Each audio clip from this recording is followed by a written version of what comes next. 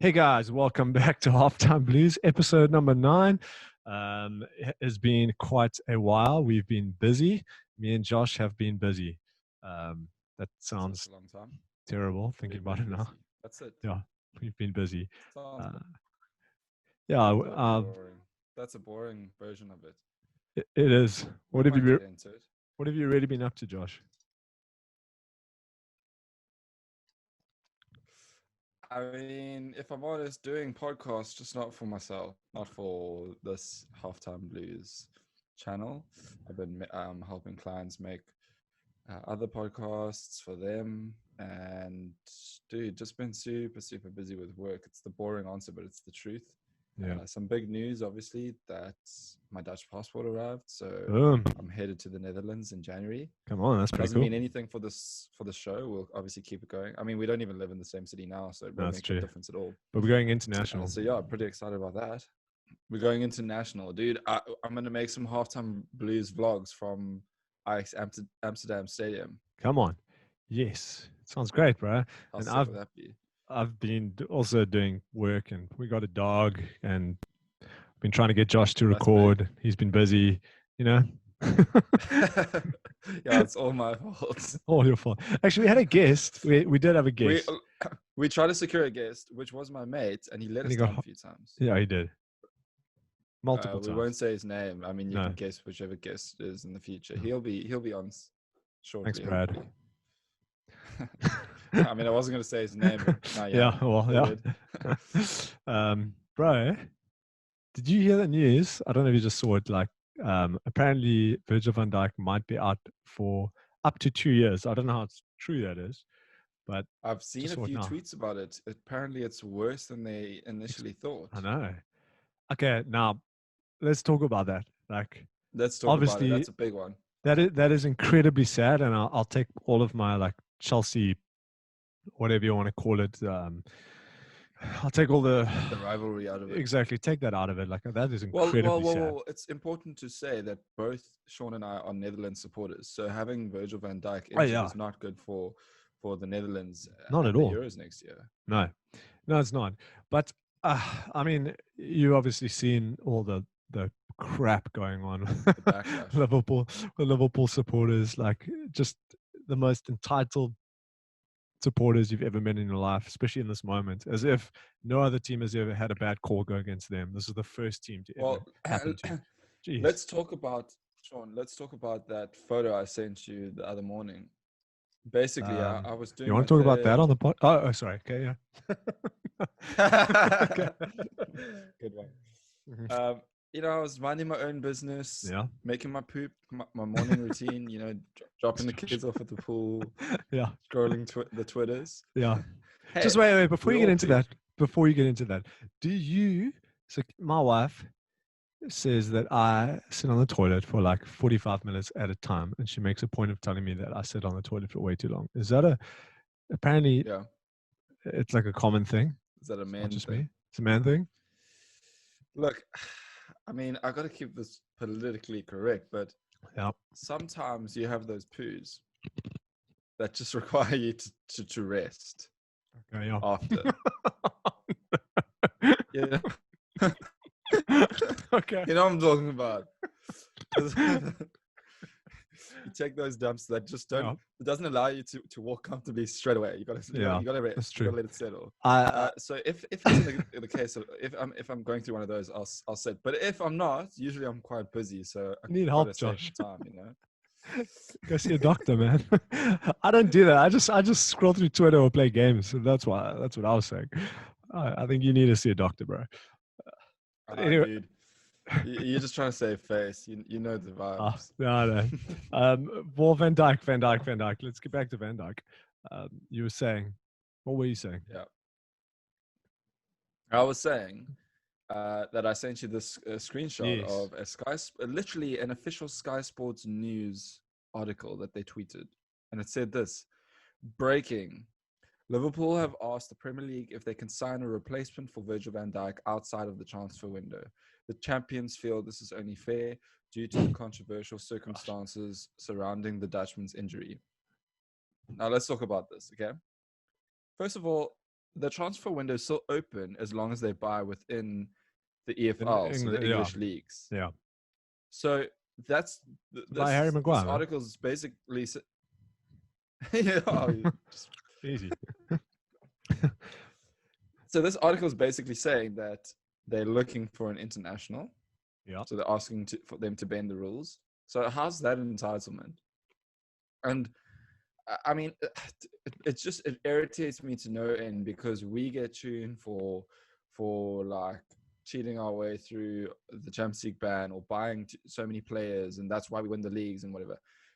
And then last year, when we were the champions last year in the same position, a few games into the season, Laporte got an ACL injury. Yeah, he was out the whole season.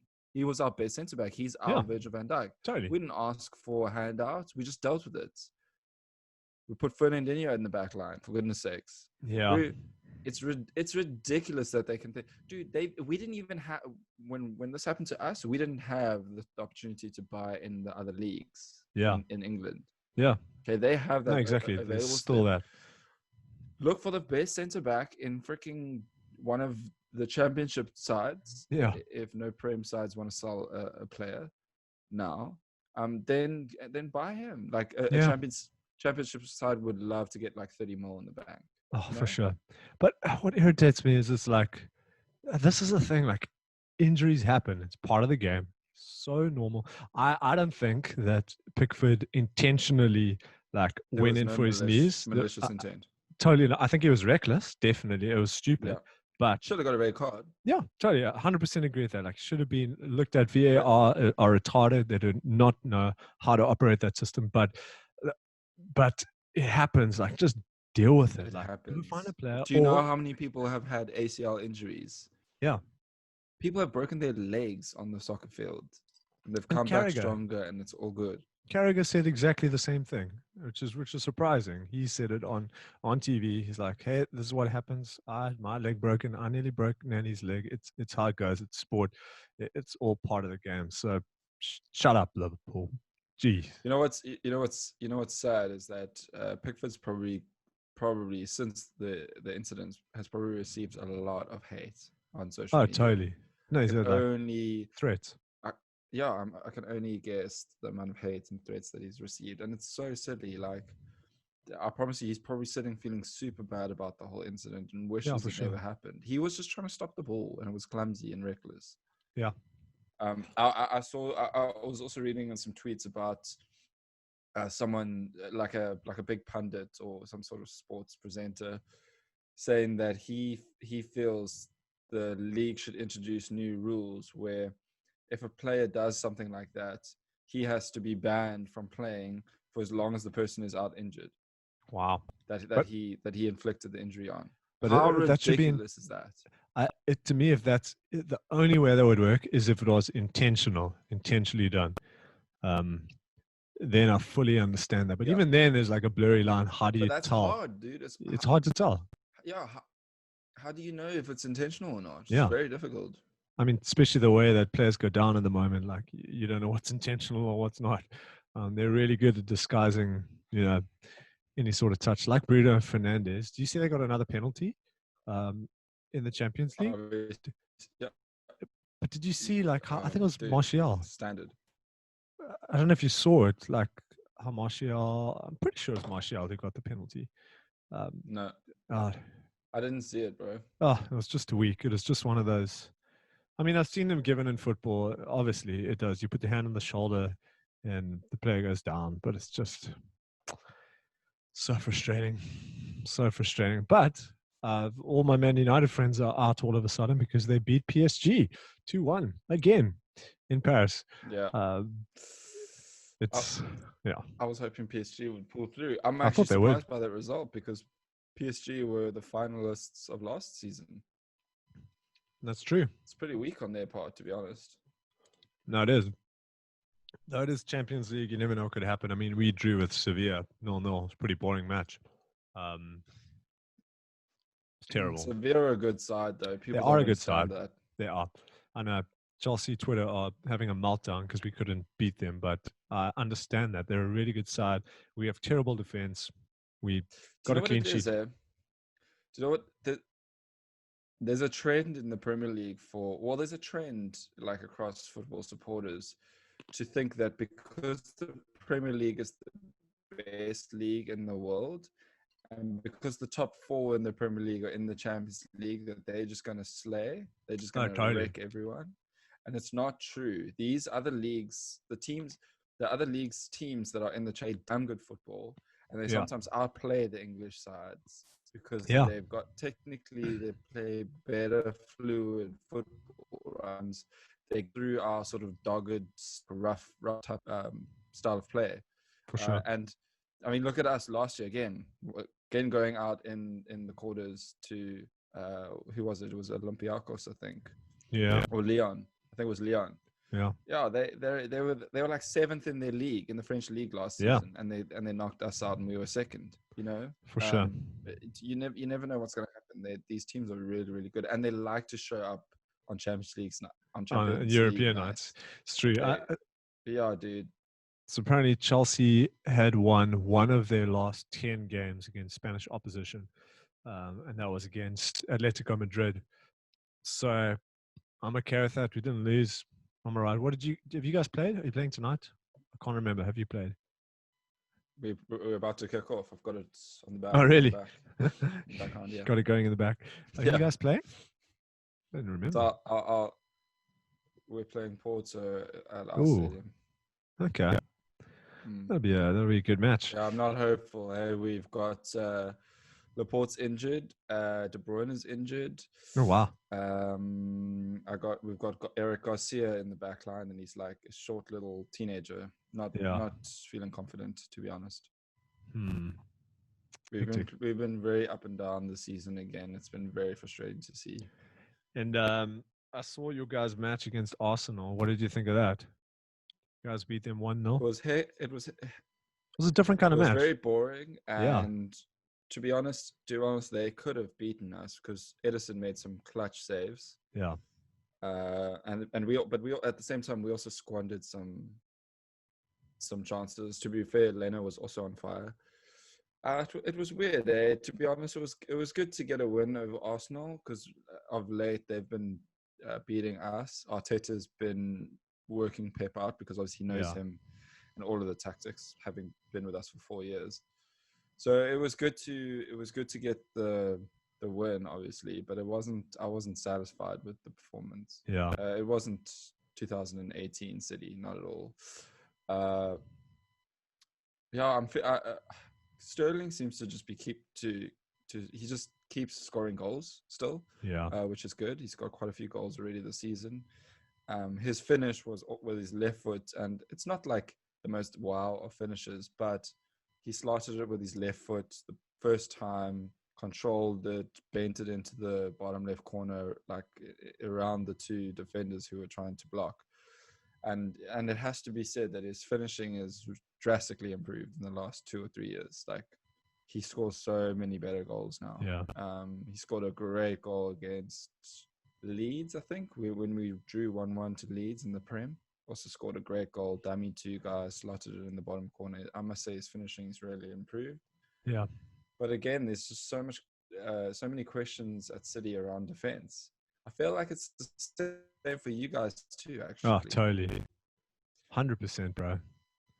Like we're both got great attacking sides, but we never know that if our defense is going to be like dogged and just kill out the opposition.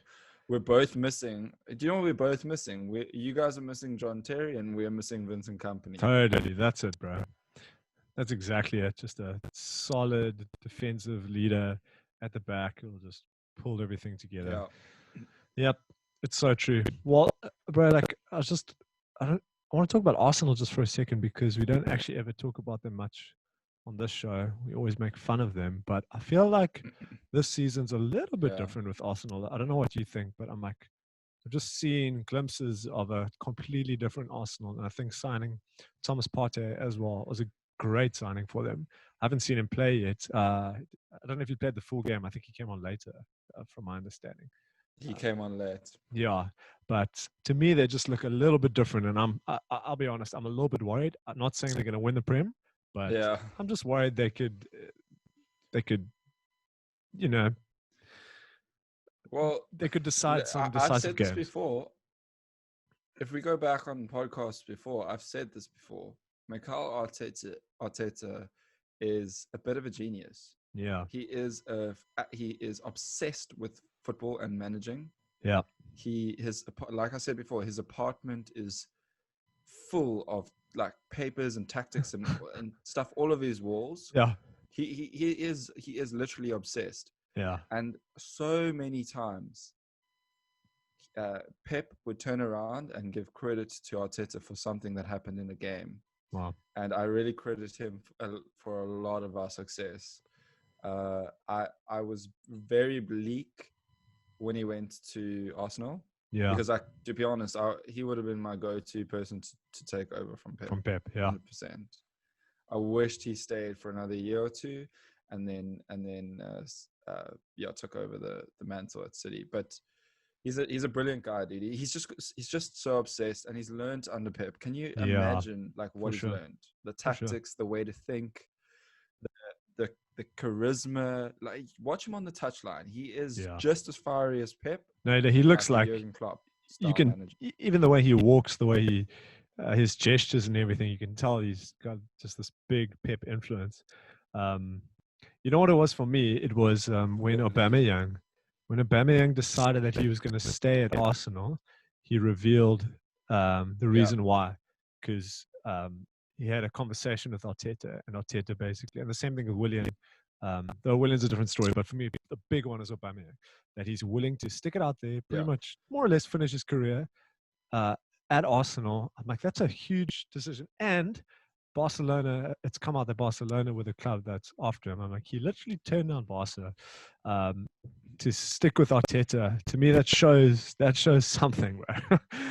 They're not to be definitely. I mean, a pushover. Yeah, it's got to be said that Barcelona are a bit of a shambles right now. Oh, totally. I mean, that Messi interview obviously reveals that there's a lot of issues at the club. So maybe that was also, in Aubameyang's mind. But 100%, dude, the signing of Tom's Partey. Who else they have? They've kept Aubameyang. Like I said, they've got some solid players. They do. Pepe, they're a great team now. They're a really good team. If they could get Ozil out didn't they sign a new centre back? Oh yeah, Gabriel. He's great. Chelsea wanted him. Like, he's a great defender. Yeah. Dude, you brought up the name Ozil, and I read something today. Did you see his statement? Did he release a statement? No. He released a statement on Twitter. I must read it. I must read it. I'm looking for it now. Dude, how do I not find this homie on Twitter when I search for his name? All these random fan accounts. Damn. Yeah, Arsenal, dude, if they continue the way that they continue, and like you said, get Mesut off of their books so they can pay someone else. They could take his wages and basically buy two great pay one absolute star.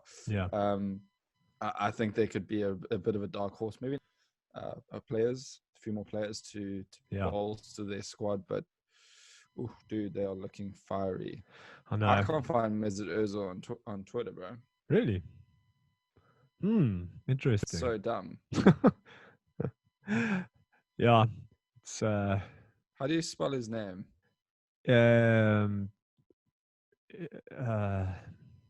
asking me at the wrong time. I've had a gin, so spelling's not going to be good right now. Okay, I'm gonna Google it. Well, what's the gist of what he said? Well, I want to read it because it was that good. I found it.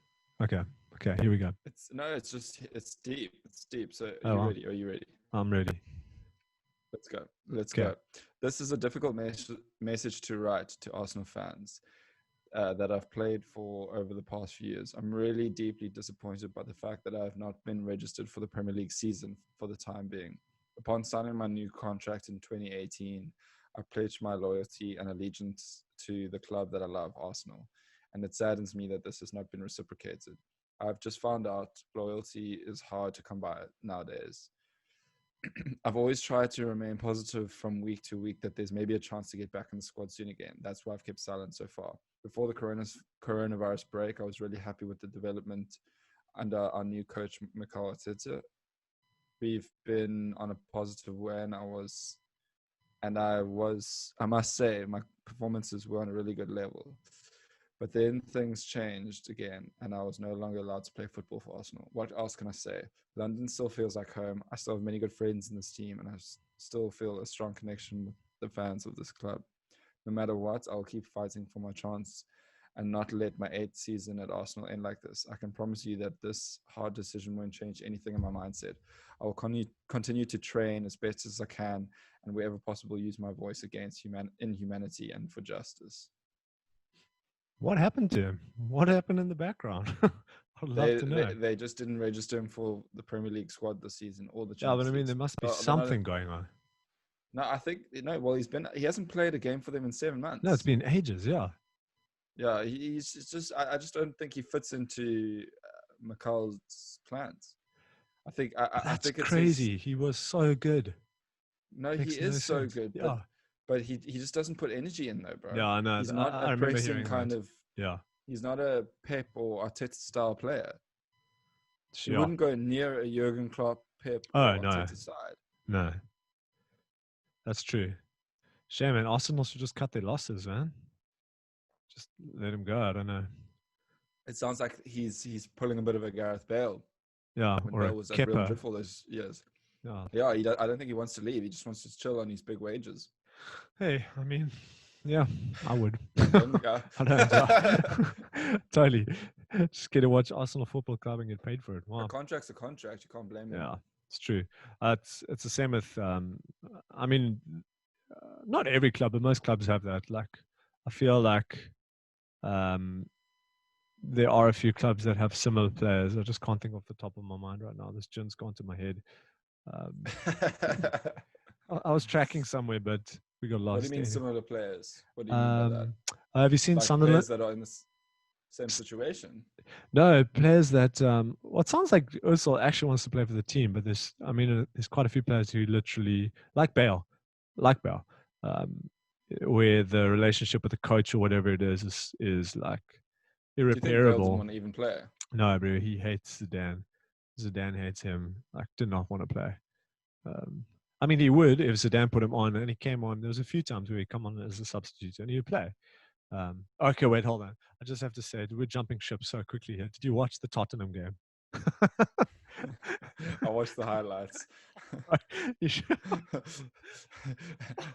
just been reminded of another London club, a rival London club getting absolutely... Dude, but you know what it was? It was our 3-3 draw the week before to West...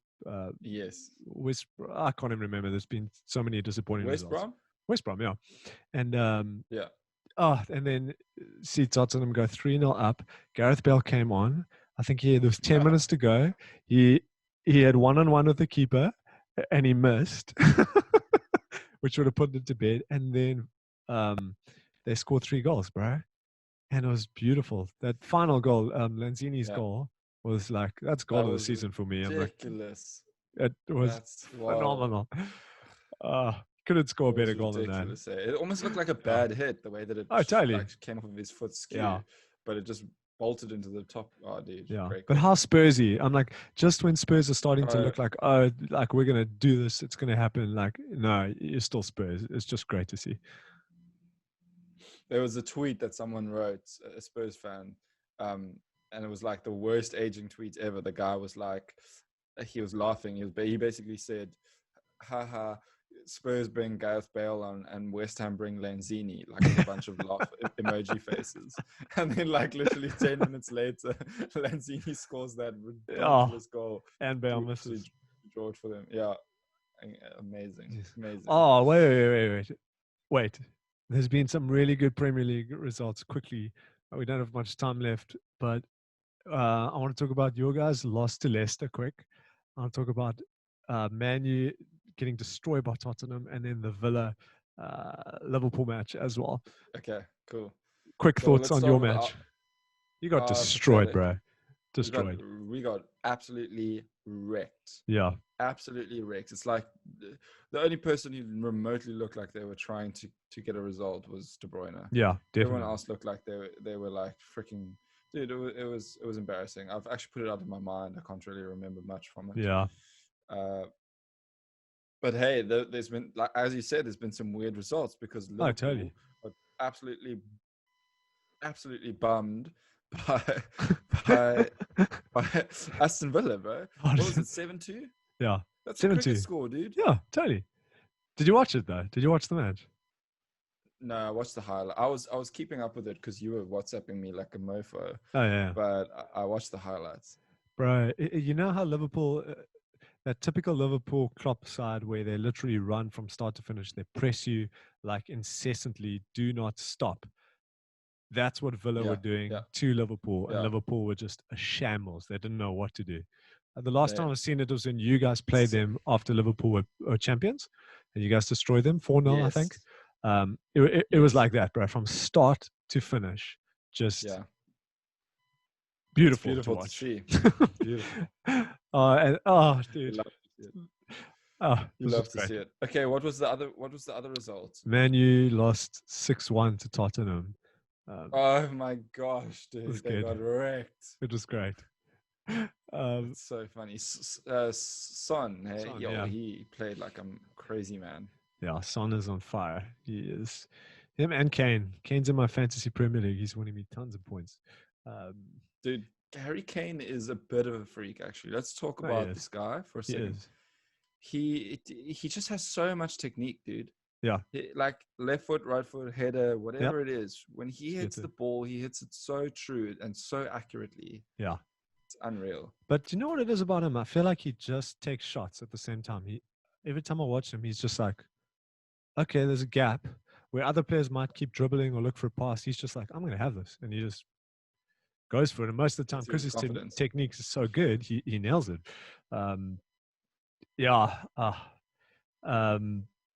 I loved watching that match and just talking to my Man United friends afterwards. It was just beautiful, beautiful thing to see. And then to see Tottenham lose or draw that match the week after, it was just.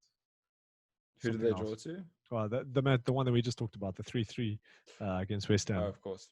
Straight after that. But they have been, it's a weird, and this, I love Premier League seasons like this where there's no outright winner from the start and somebody doesn't have like a 20-point lead. Like last season, it was, I'm like, congratulations, Liverpool. They were great, but it just made the league so boring. So I enjoy this kind of stuff. Bro, I'm cutting you off. Let's go. This guy just ran through our whole team and scored a banger into the bottom left corner. It was ridiculous. Hold on, I'm gonna tell you how many guys he wrecked. Dude, your face. 1, 2, 3 Oaks. He wrecked them. Oh my gosh. Your face, so Josh. Bad at defending. I was wondering. So bad at defending.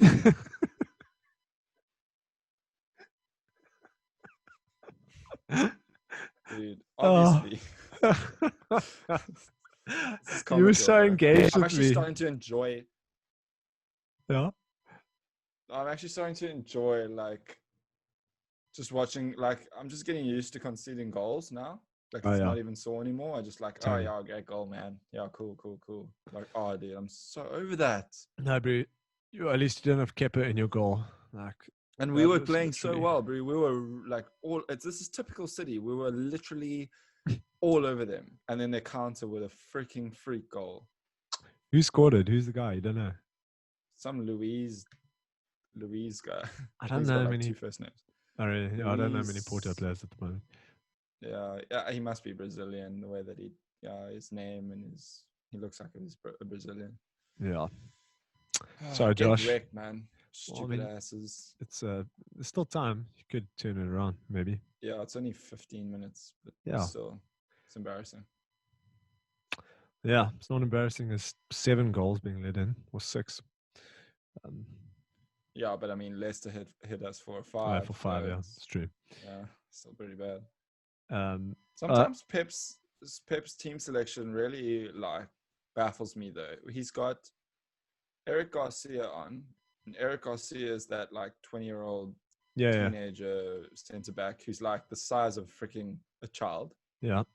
Okay, he's not big or strong at all. He's just apparently intelligent. Yeah. Okay, and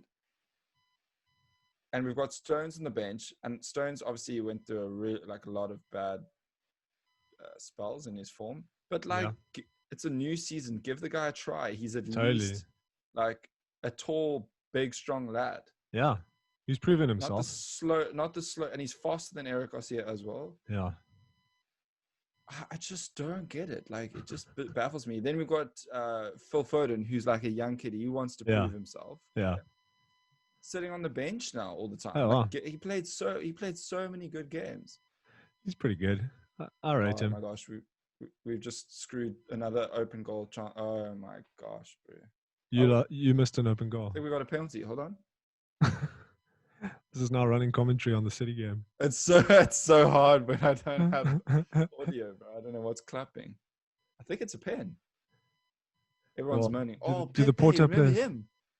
Pepe. Is he a Porto? The dirtiest player in the game. Yeah. He's so dirty, bro. He wrecked Sterling. Oh, so you got a penalty. He just clattered right into him. Yeah, we got a penalty. Nice. Well, now we're gonna have to see if you score or not. What do you think, Josh? What do you think? We suck at penalties these days. Okay, but before this happens, I rate who takes your penalties. Sterling.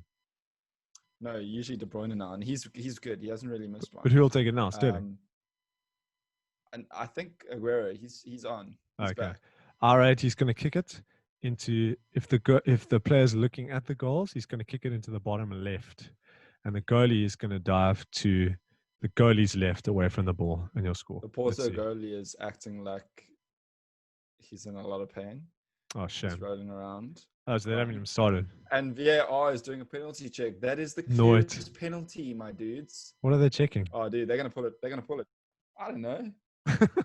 It's VAR. Of course, they're gonna pull it. Sterling just scooted the ball forward, and then Pepe just clattered him. He literally whacked him over, bro. And they reversed it. So now they're looking to see if Gundogan fouled the keeper, but it was by accident, man. And man, the keeper put his leg under Gundogan. He skilled him. Surely still a penalty. This is an insight into VAR's effect on supporters.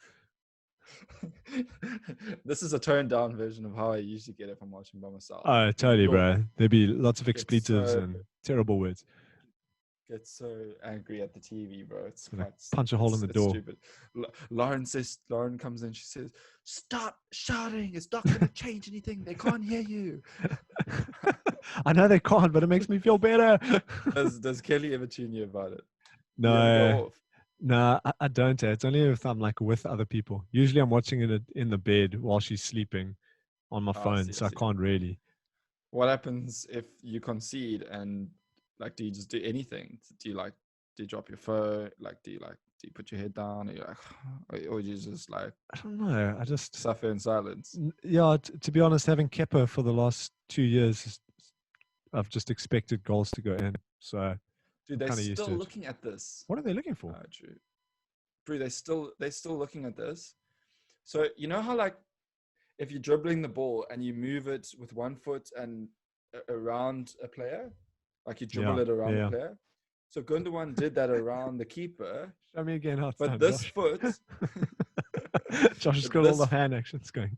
This foot, as he goes like this, the keeper slides his leg under. So obviously he stood on him a little bit. Well, but he can't.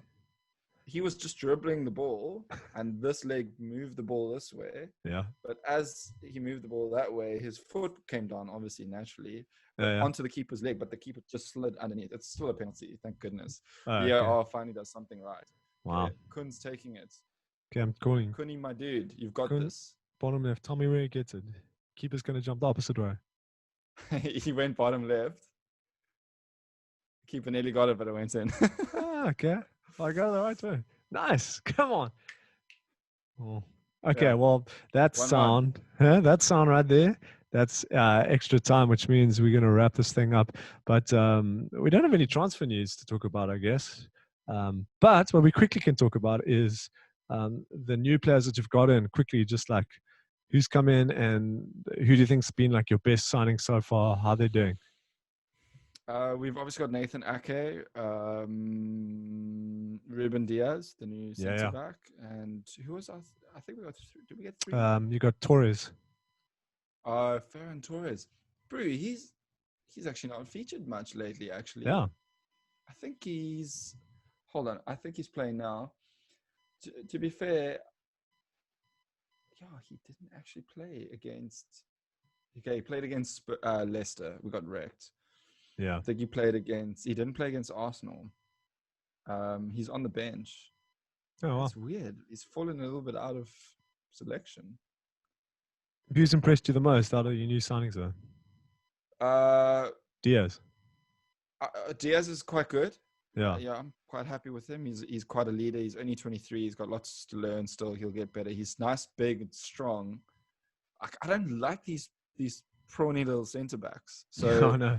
I like that he's actually tall and strong. I'm like Eric Garcia, so I'm happy about that.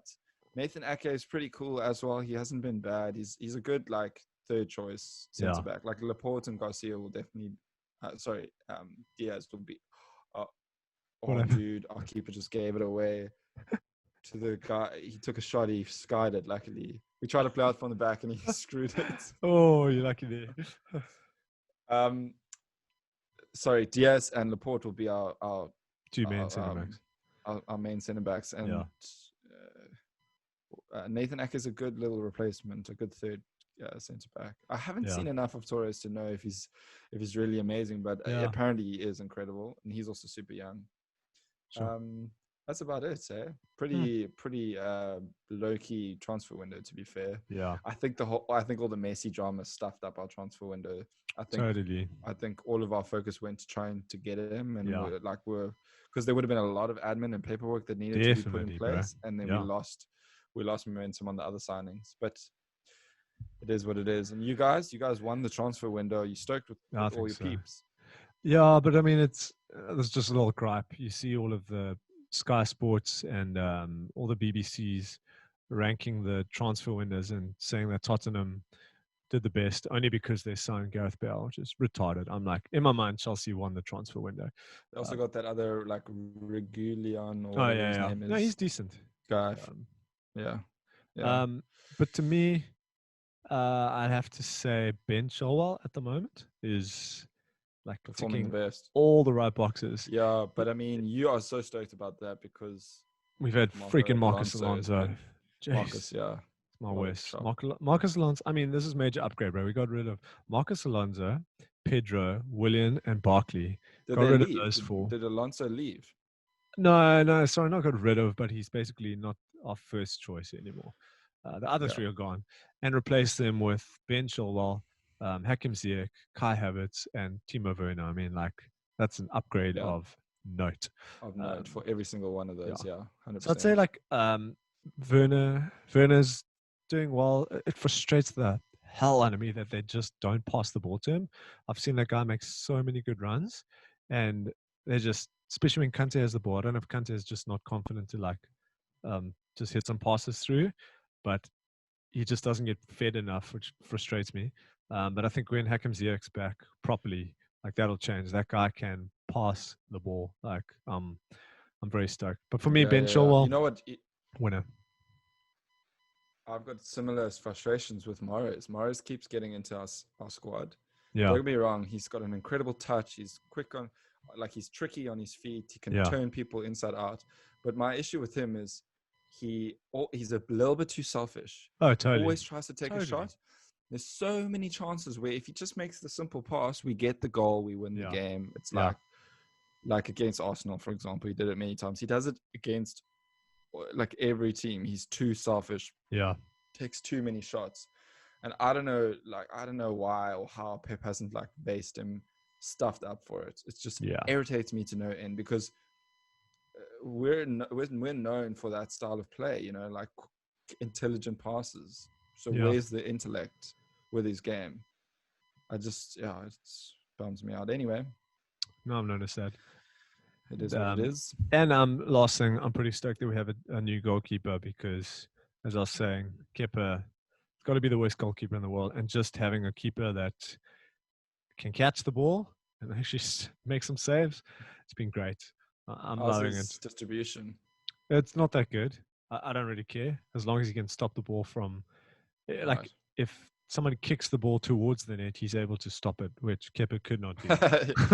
It's like the he just couldn't do it. Points of a keeper. Yeah, exactly. So it's an upgrade. It's an upgrade. His surname is very ironic. Who, Mendy? No, Kepa. Oh, Kepa. Yeah, Kepa the keeper. Because he can't. He's not a good keeper. Kepa it out. Anyway. Talk to me about Petr Cech quickly, though.